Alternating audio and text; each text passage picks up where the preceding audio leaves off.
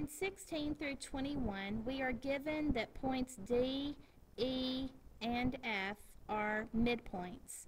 So remember, by definition, that means segments DE, EF, and DF are mid-segments. So we're using the mid-segment theorem to answer questions 16 through 21. So the mid-segment theorem gives us two relationships. We know that the mid-segment and the third side of the triangle are parallel to one another, and that the mid-segment is half the length of that parallel side. So two relationships exist. So in number 16, when we're asked to find DE, DE is the length of a mid-segment.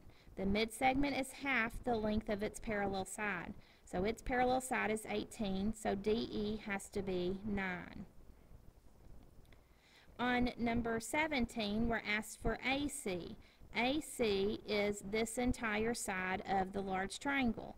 Since E is a midpoint and E to C is 13, we know E to A is also 13, which means A to C is 13 plus 13, which is 26.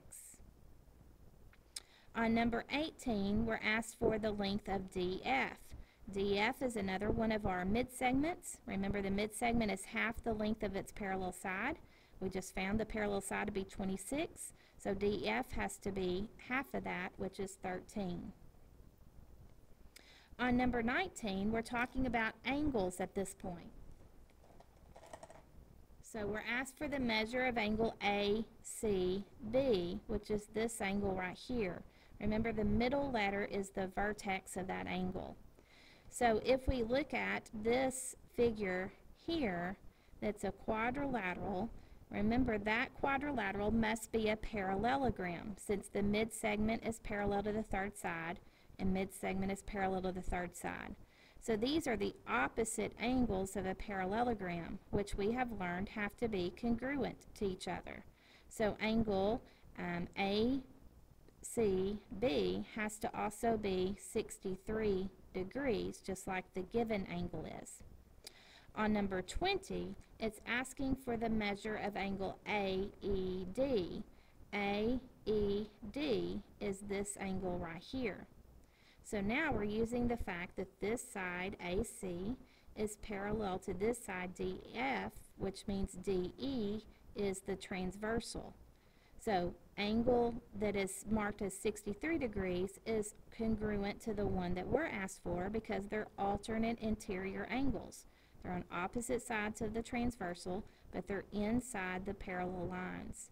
So AED is also 63 degrees.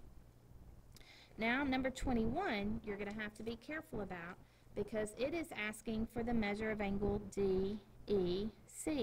Middle letter is the vertex. So it's asking for this entire angle right here. So again, if we focus in on the fact that we have a parallelogram, these angles are what we call consecutive angles. We know all four angles of the parallelogram have to add up to be 360. And if these are congruent to each other and these are congruent to each other, then any of the two that are consecutive have to be half of that 360 together, which we call those supplementary angles.